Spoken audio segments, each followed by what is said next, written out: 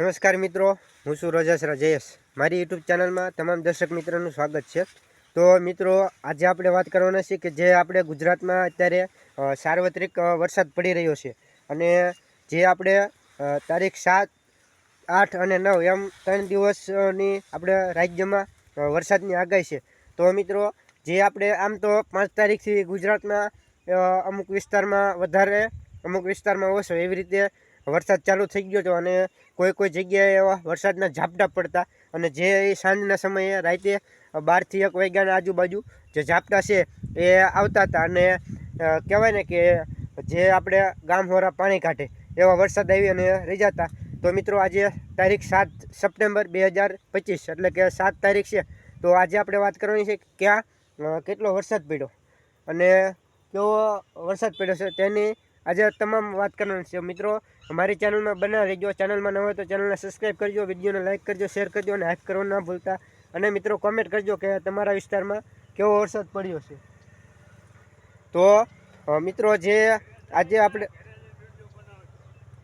આપણે વાત કરવી કે જે વરસાદ પડ્યો છે તેની વાત કરીએ તો મિત્રો, કહેવાય ને કે આપણે રાણપુરથી લઈ રાણપુર છે, ધંધુકા છે, બગોદરા છે વગેરે જેવા વિસ્તારમાં આજે વાત કરી 7 તારીખની. તો મિત્રો, આજે 1 ઇંચ આજુબાજુ જેવો 1 ઇંચ અથવા તો અડધા ઇંચ જેવો વરસાદ પડ્યો છે. એટલે કે આમ તો વરસાદ જે 7 તારીખનો વહેલા એટલે કે રાતે 2 વાગ્યાનો ચાલુ હતો એવો વરસાદ પડ્યો છે અને ધીમી ધારે એટલે કે જે આપણે કોઈ જગ્યાએ વધારે કોઈ જગ્યાએ ઓછો એવો આપણે દિવસના 2 વાગ્યા સુધી ચાલુ રહે એટલે કે 12 કલાક સુધી વરસાદ પડ્યો છે. અને જે મિત્રો વરસાદ જે પડ્યો છે એ આપણે વાત કરીએ ને કે આજે હું બગોદરાના જે ગામડા છે એમાં હું ગયો હતો અને જે આપણે રાણપુરથી લઈ અને બગોદરા સુધીની જે સફર છે એમાં વરસાદ કહેવાય ને કે જે આપણે 7 વાગ્યાના નીકળ્યા હતા ઘરેથી અને આપણે 12 વાગ્યા આજુબાજુ અહીંયા પહોંચી ગયા હતા. ત્યારનો મિત્રો વરસાદ ચાલુ હતો અને 7 વાગ્યાનો પણ સવારનો વરસાદ ચાલુ હતો અને બગોદરા આપણે 11:30 12 વાગ્યાએ પહોંચી ગયા હતા. તારનો વરસાદ ચાલુ હતો.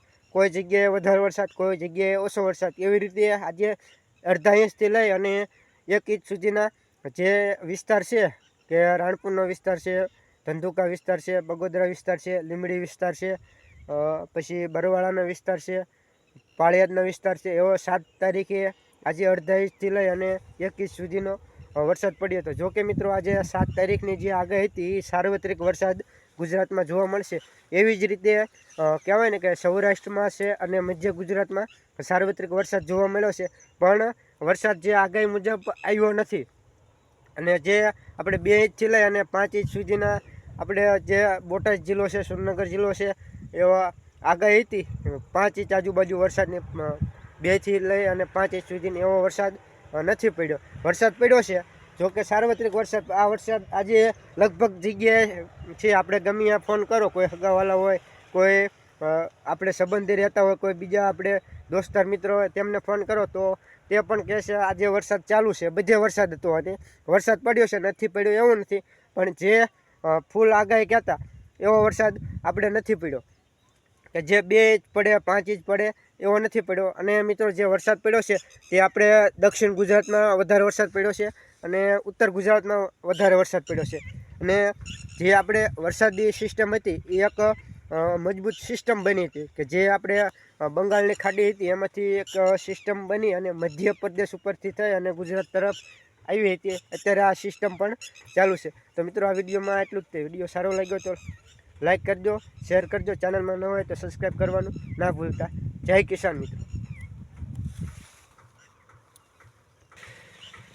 અને આ મિત્રો, તમે જુઓ કે કપાસનો જે કહેવાય ને કે પાક છે એમાં અત્યારે જો ફ્લાવરિંગ પણ ચાલુ છે અને વરસાદના લીધે આવી રીતે ફાલ પણ અત્યારે ખરવાનું ચાલુ થઈ ગયું છે કે જે વાતાવરણના કારણે એકદમ વાદળછાયું વાતાવરણ રહેશે અને ફાલ પણ ખરવાનું ચાલુ થઈ ગયું છે. તો મિત્રો, આમાં કપાસના પાકમાં કેવા ઝીંડવા છે હું તમને બતાવું. તમે જુઓ કે આ છોડ છે, આપણે કોઈ રખડતા ઢોર હોય અથવા તો રોજ હોય ભૂંડ હોય એના કારણે આ છોડ ભાંગી નાખ્યો છે. અને તમે જુઓ કે અહીંથી આપણે આ જે છોડ છે એ ભાંગી ગયો છે અને આવા કંઈક ઝીંડવા આવ્યા છે અને જે કપાસમાં છે મિત્રો આવું ફ્લાવરિંગ છે અને આ આખો જે આ કપાસનો ફિલ્ડ છે આ તમે જોઈ શકો છો કે હાઈડે પણ આપણે 5 ફૂટ 4.5 થી 5 ફૂટ આજુબાજુ હાઈટ થઈ જાય છે અને જે એકદમ સામે સામે ડાળું પણ અડી ગઈ છે। તો મિત્રો જે વરસાદની આગાહી છે તારીખ 7, 8, 9 એમ 3 દિવસ સુધી હજી ગુજરાતમાં વરસાદી વાતાવરણ જોવા મળશે। તો જય કિસાન મિત્રો, જય જવાન।